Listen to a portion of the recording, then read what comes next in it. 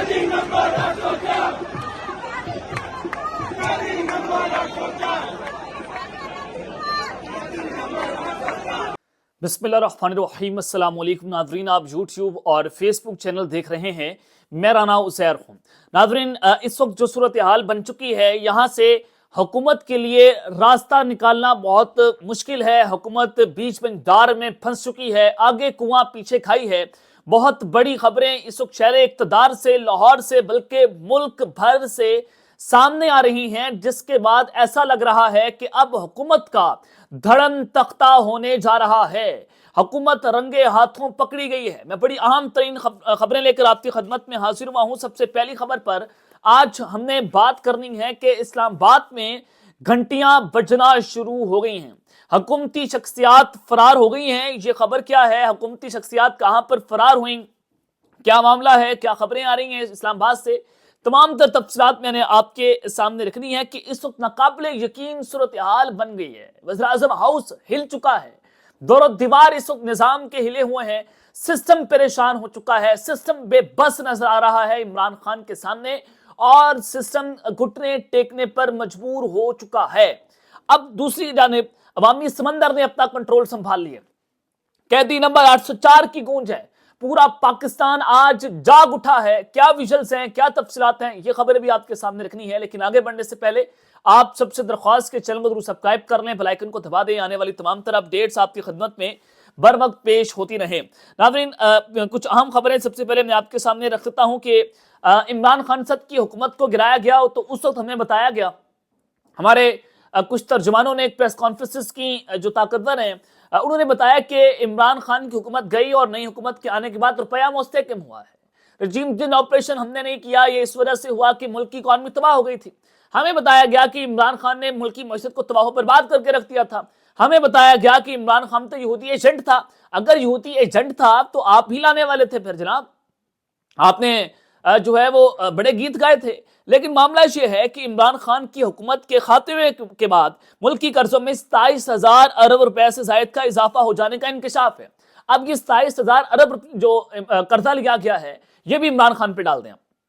यानी कि अंदाजा ये करें कि मुल्क के अंदर एक पटाखा भी बजता है, आप उसका मुकदमा भी इमरान खान के ऊपर डाल देते हैं। इस 27,000 अरब का जो है वो कौन हिसाब देगा कि इतने कर्जे जो आप ले रहे हैं, इससे हमारे मुल्क को कितना फायदा हुआ है कि डॉलर आज वहीं पर खड़ा है, लोगों के लिए जीना मुश्किल हो गया है, इतनी महंगाई बढ़ गई है। यहाँ पर पेट्रोल की कीमतें दिन ब दिन बढ़ रही हैं। अभी दोबारा से पेट्रोल की कीमतें बढ़ाने का जो है वो इजाफा हो सकता है 15 जनवरी से। तो ये एक बड़ी जो है वो अजीब किस्म की सूरत हाल है। तो ये होशरुबा जो इंकशाफ सामने आया है कि पाकिस्तान का कर्ज 70,400 अरब तक पहुंच चुका है। और जो अप्रैल 2022 के अंदर जब रजीम चेंज ऑपरेशन हुआ था तो उस वक्त 45,500 अरब था। अब अप्रैल 2022 से 27,000 अरब से जायद का इजाफा हुआ है। यानी कि इन 2 सालों में आपने 2-3 सालों में तकरीबन आपने 27,000 अरब रुपए जो है वो उसका टैक्स लिया। वफाकी हुकूमत ने सिर्फ नवंबर के महीने के अंदर 1,248 अरब का कर्जा लिया और केपीके का 77 साल का मजमूई कर्ज 725 अरब रुपए है। यानी कि जब से पाकिस्तान बने तो उनका मजमूई कर्ज 725 अरब है और सिर्फ एक महीने के अंदर वफाकी हुकूमत ने जनाब 1248 अरब का कर्ज लिया है। इतना कर्ज जो है वो आपने शहबाज शरीफ साहब ने अपनी हुकूमत के पहले दिन लिया था, 725 अरब रुपए। अब अंदाजा करें कि मेरे मुल्क के साथ किस कदर खिलवाड़ हो रहा है, मेरे मुल्क के साथ किस कदर ये लोग जो हैं वो इसके साथ गद्दारी कर रहे हैं। और ये फॉर्म 47 की जो इलास्टिक बैन कराए हैं, ये लोग हमें बताते हैं कि हमने ये कर दिया, इशारे दुरुस्त हो रहे हैं, मईशत ठीक हो रही है, तो फलाना हो गया है। आप अवाम को ये चूरन आप बेचने की कोशिश ना करें, अवाम आपका चूरन नहीं खरीद रही। अब मामला ये है कि जनाब जो इमरान खान को लेकर चीजें हो रही थी, हुकूमत पूरी कोशिश कर रही है, हुकूमत कोशिश कर रही है कि मुज़ाकरात किसी न किसी तरीके से सबूताज हो जाए।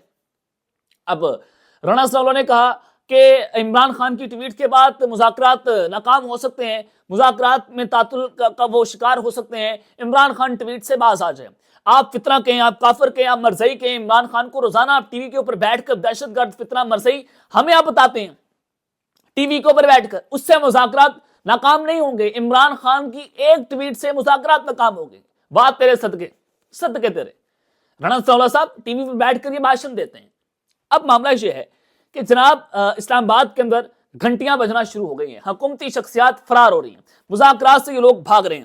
عمر ایوب صاحب نے جو مذاکراتی کمیٹی کے سربراہ ہیں پاکستان تحریک انصاف سے، انہوں نے ایاز صادق سے رابطہ کیا، ٹیلی فونک رابطہ کرنے کی کوشش کی، رابطہ نہیں ہو سکا۔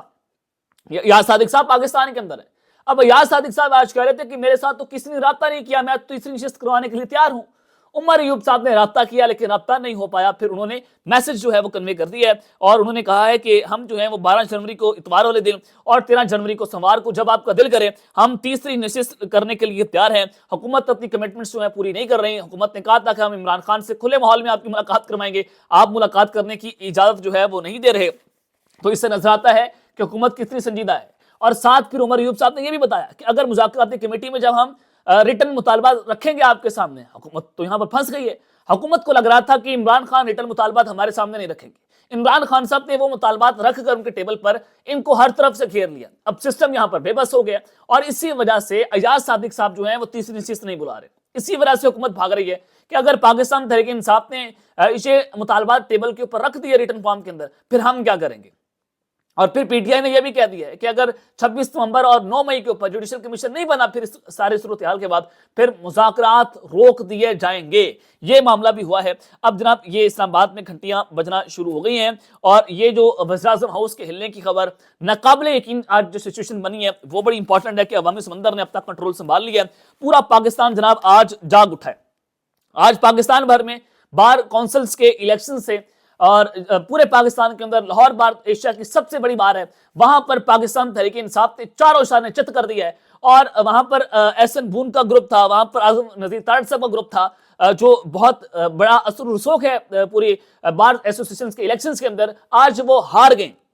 مبشر رحمان چودھری ایڈوکیٹ ہیں ہائی کورٹ کے، پاکستان تحریک انصاف ان کو بیک کر رہی تھی، ان کی جو ہے وہ سپورٹ کر رہی تھی۔ آج لاہور بار کے انتخابات میں عمران خان کے نامزد کردہ امیدوار 2400 ووٹ لے کر صدر منتخب ہو گئے ہیں۔ لاہور ہائی کورٹ میں جناب وہ صدر منتخب ہوئے ہیں۔ جیسے مبشر رحمان چودھری صاحب جو ہیں وہ یہ انہوں نے ووٹ لیے اور وہ جیتے، انہوں نے قیدی نمبر 804 کے نعرے لگائے، عمران خان کے حق میں نعرے بلند کر دیے۔ آج لاہور کی سڑکوں پر قیدی نمبر 804 کی گونج ہے۔ نہ صرف لاہور میں بلکہ پاکستان بھر سے جو ریزلٹس آ رہے ہیں ان میں زیادہ تر تعداد جو ہے پاکستان تحریک انصاف کے جو بیک وکلا ہیں، جو امیدوار تھے، وہ بار ایسوسیشن کے الیکشن جو ہیں وہ جیت رہے ہیں۔ آج فارم 47 ان کے کام نہیں آیا، آج جناب فارم 47 کی جال سازی ان کے کام نہیں آئی ہے، تو لہٰذا یہ لاہور کے اندر اب 800 پولیس اہلکار مریم نواز سے تعینات کروا دیے ہیں کہ جناب ہم نے وہاں پر بھی اب وکلا کو مینج کرنے کی کوشش کرنی ہے کہ وکلا کہیں آج زیادہ ہی کچھ ہمارے خلاف نہ کر دیں۔ تو پھر اب لاہور بار کونسل کے الیکشن کے اندر طاقتور حلقوں نے میاں فیض علی کی جو ہے وہ ان کی حمایت کی تھی، لیکن میاں فیض صاحب تیسرے نمبر پر آئے ہیں اور تحریک انصاف کی جو حمایت یافتہ امیدوار تھے جن کا میں نے آپ کو بتایا وہ بھاری مارجن کے ساتھ جو ہیں وہ جناب کامیاب ہو گئے ہیں اور وکلا نے کامیابی کے بعد عمران خان کے حق میں نعرے لگائے ہیں۔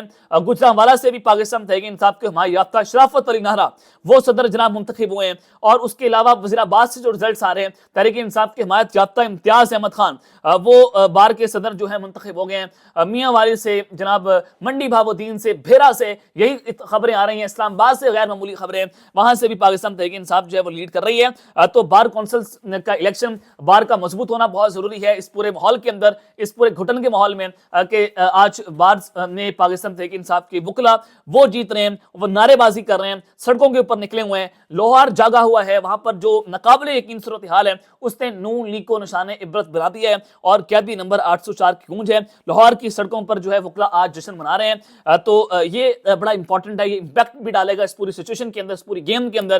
26ویں آئینی ترمیم کو لے کر یہ الیکشن جو ہیں بہت امپورٹنٹ تھے۔ اب دیکھتے ہیں معاملہ جو ہے وہ کس کروٹ بیٹھتا ہے۔ اب تک کے لیے اتنا ہی، اپنا خیال رکھیے گا اور اس لنگا پر لازمی ہے لکھنے لانے کے بعد پاکستان زندہ باد۔